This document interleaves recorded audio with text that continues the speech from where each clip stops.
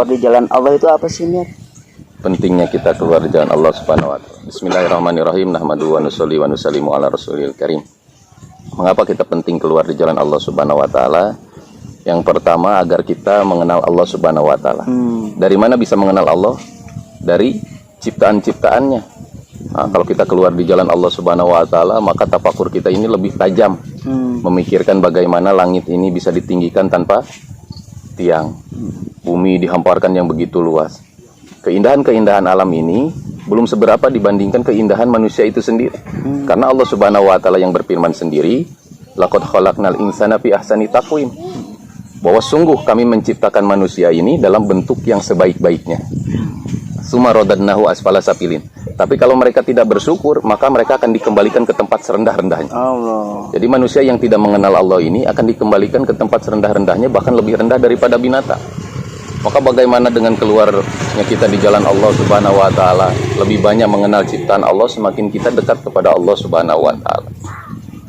Kalau tidak pernah keluar, Masya Allah, seperti halnya ada orang, kita punya rumah nih, rumah kita ini hampir rubuh, kita masih di dalam rumah. Ada orang katakan dari luar teriak-teriak, "Pak, keluar rumah Pak, rumahnya mau roboh." Kata dia di dalam, "Enggak, rumah saya biasa-biasa aja." Padahal orang di luar tuh melihat bagaimana rumah itu mau roboh. Dikatakan 3 kali, "Pak, rumahnya mau roboh, Pak, rumahnya mau roboh." Maka ketika dia keluar ternyata benar. Nah, jadi untuk melihat bagaimana keburukan diri kita sendiri, ingin belajar islah diri dengan keluar di jalan Allah Subhanahu wa taala. Ada pertanyaan, kenapa anak dan istrinya nggak dibawa-bawa? Untuk perkara dunia saja keluar kerjaan kita sendiri. Tukang ojek online, Masya Allah. Keluar dari rumah, kalau anak istrinya dibawa sampai hari kiamat pun nggak akan dapat penumpang. Benar-benar, iya. Sama kita pun untuk belajar islah diri, keluar 3 hari, 40 hari, 4 bulan ini, bagaimana untuk islah diri kita. Di belakang kita ini danau Singkarak, Masya Allah. Danau yang begitu besar, luas. Seandainya Kang Andra melihat ada orang di tengah danau Singkarak ini hampir tenggelam, hampir nih. Sementara Kang Andra tidak bisa berenang. Kira-kira bisa menyelamatkan orang yang hampir tenggelam tadi? Tidak. Syaratnya apa? Harus bisa berenang. Syaratnya harus bisa berenang. Nah, ini hanyalah tamsil atau perumpamaan yang diibaratkan anak dan istri kita ini hampir tenggelam di nerakanya Allah Subhanahu wa taala. Jadi yang diperintahkan kita terlebih dahulu untuk memperbaiki diri. Terus kenapa harus 3 hari, 40 hari, ataupun 4 bulan? Maka tidak lepas dari yang namanya arahan daripada ulama. Dan ulama-ulama ini berijtihad kepada Allah Subhanahu wa taala dengan pemahaman Al-Qur'an dan hadis. Oh, ada ya? Iya, seperti halnya di dalam Al-Qur'an sendiri Allah Subhanahu wa taala berfirman, "Man jahabi hasanati walahu asyru amsalihha." Barang siapa mengerjakan satu kebaikan, maka ganjaran pahalanya adalah 10 kali lipat. Maka di dalam 1 bulan ada 30 hari. Atau paling banyak 31 hari. Ketika kita gunakan 3 hari keluar di jalan Allah, yang isi di dalamnya adalah dakwah ilallah. Ini perintah Allah dan sunnah. Ta'lim wa ta'allum adalah perintah Allah dan sunnah. Zikir ibadah perintah Allah dan sunnah. Khidmat perintah Allah dan sunnah.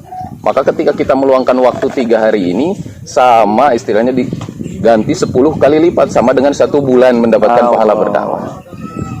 Dalam hadis Rasulullah SAW telah sampaikan bahwa ketika perintah Nabi mendapatkan sholat, Nabi di-mi'rajkan ke Sidratul Muntaha, berapa kali menerima perintah sholat awalnya? 50 kali. Nabi turun muzakarah dengan Nabi Musa, ketemu. Kata Nabi Musa minta keringanan sampai turun-turun sampai berapa kali? 5 kali waktu sholat. Maka Allah Subhanahu wa taala firmankan, 5 kali waktu sholat pahalanya sama dengan 50. Nah, jadi hadirin yang mulia, keluar 3 hari bukan tidak ada dalilnya. Justru Allah tahu kita lemah, tidak bisa full dalam 1 bulan ini berdakwah. Maka diminta saja sepertiganya saja, tapi dikali 10 kali lipat. Sama orang keluar 40 hari dalam 1 tahun. Nabi SAW sampaikan dalam satu hadis, barang siapa berpuasa 30 hari di bulan Ramadan ditambah 6 hari di bulan Syawal, maka pahalanya seperti puasa 1 tahun. Selama 1 tahun. Iya.